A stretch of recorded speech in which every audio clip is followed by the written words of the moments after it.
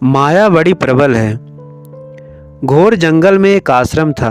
बड़े अच्छे तत्वदर्शी महापुरुष वहाँ निवास करते थे। 10-15 शिष्य भी उनके संरक्षण में क्रिया तथा सेवा में संलग्न थे। एक दिन एक शिष्य बोला, महाराज जी आज्ञा हो तो वैराग्य कराऊं, तीर्थाटन की प्रबल इच्छा है।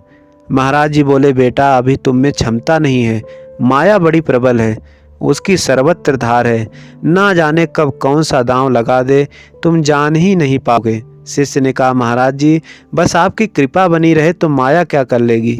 महाराज जी ने कहा, हाँ कृपा तो है लेकिन बचना, मैं भी तो कुछ कह रहा हूँ। शिष्य ने प्रणाम किया तो महाराज ने पुनः बचने के लिए सतर्क किया। शिष्य अभी आश्रम से 1 मील भी नहीं गया होगा कि सामने से एक बुढ़िया तेजी से आती दिखाई पड़ी। चेहरे पर झुर्रियाँ पड़ गई थीं, किंतु आंखों में तेज चमक रहा था। घोड़े की एक लगाम लिए वह उड़ती से चली आ रही थी। इधर उधर देखती हुई आगे बढ़ती जा रही थी। महात्मा को दया आ गई। सोचा, लगता है बेचारी का घोड़ा कहीं खो गया है। बोला, बुढ़िया इधर कोई घोड़ा नहीं गया, तू लगाम लेकर कहाँ दौड़ी जा रही है। बुढ़िया बोली, बाबा यह महात्माओं को लगाती हूँ, घोड़े को नहीं।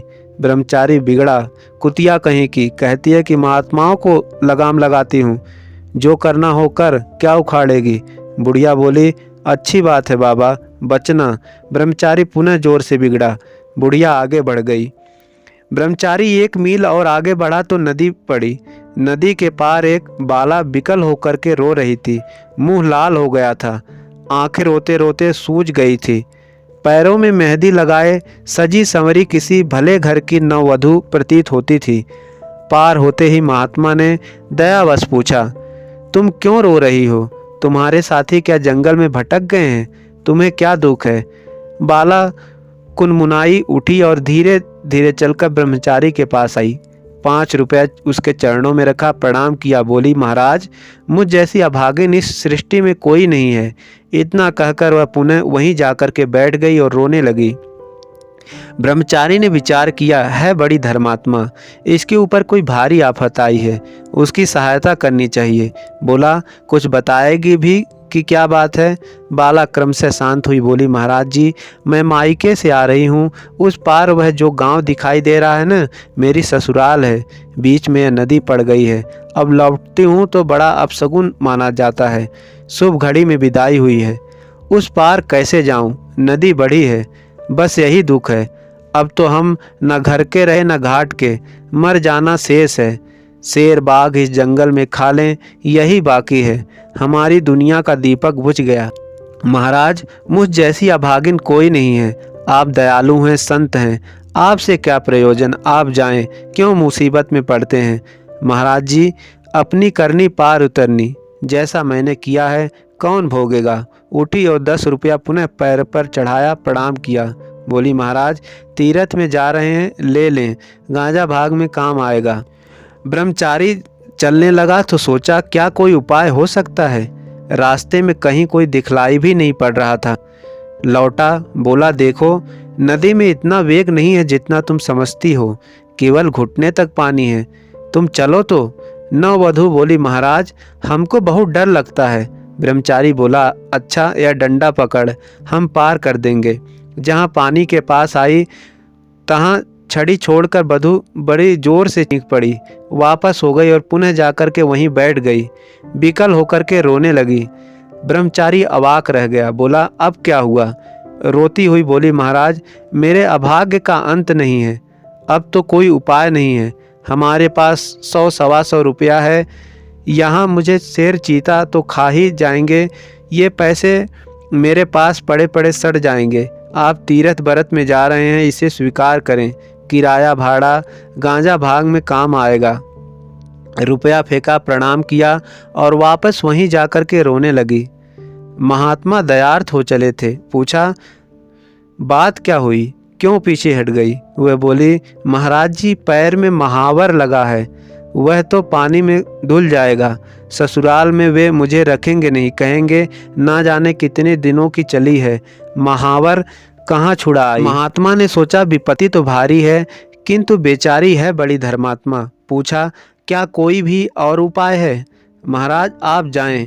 ब्रह्मचारी ने कहा, सुन तो लें, क्या है?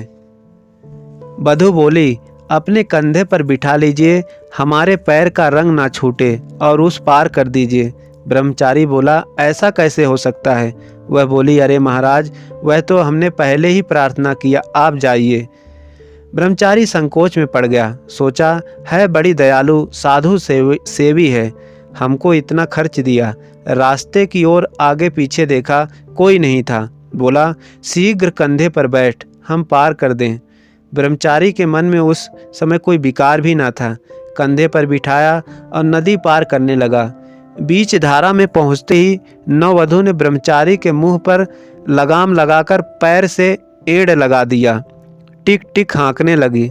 ब्रह्मचारी बिगड़ा, बदतमीज कहीं की, क्या करती है? ऊपर झांका तो वही बुढ़िया। बोली, कहा था ना बाबा बचना, द्रवित हो ही गए।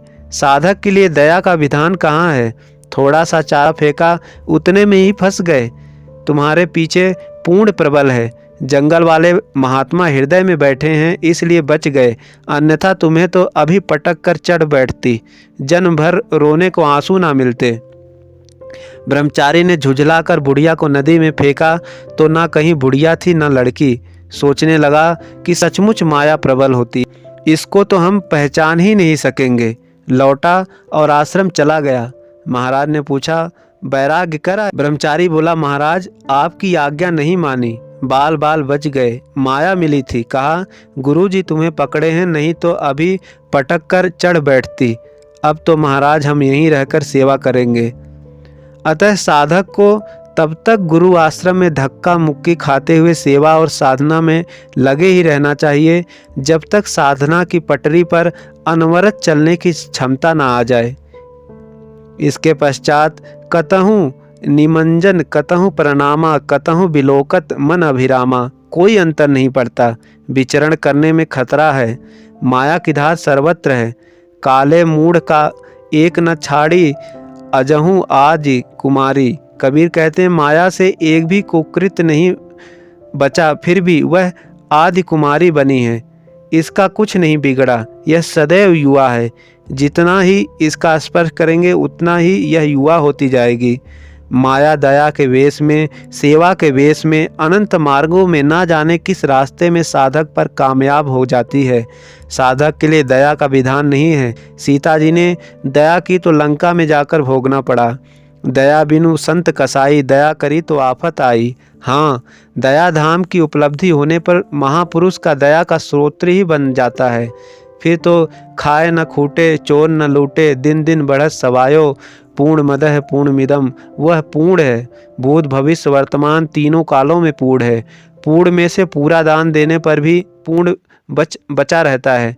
ऐसे इसी दया के धाम ही हैं, उनसे सदैव कल्याण होता ही रहता है और उन्हीं से दया की आशा भी बन जाती है। किंतु साधक के लिए दया का विधान नहीं है। साधक पहले अपनी तो परीक्षा ले ले, फिर दूसरों की डिग्री डिप्लोमा देगा। हाँ, ऐसे साधन परायण पुरुष की सेवा से लाभ सदैव है। वे भले दया न करें, किंतु उनसे स्वतः मिलता है। पूर्ति पर्यंत खतरा रहता है। इष्ट से 1 इंच भी दूरी है, तब तक माया कामयाब हो जाती है। वास्तव में साधु बनना आसान है, लेकिन निर्वाह करना कठिन है। निर्वाह किसी महापुरुष की सेवा से ही होता है। द्वार धनी के पड़ी रहे, धक्का धनी का खाए, कबहुक धनी निवाज ही है, दर छोड़े न जाए।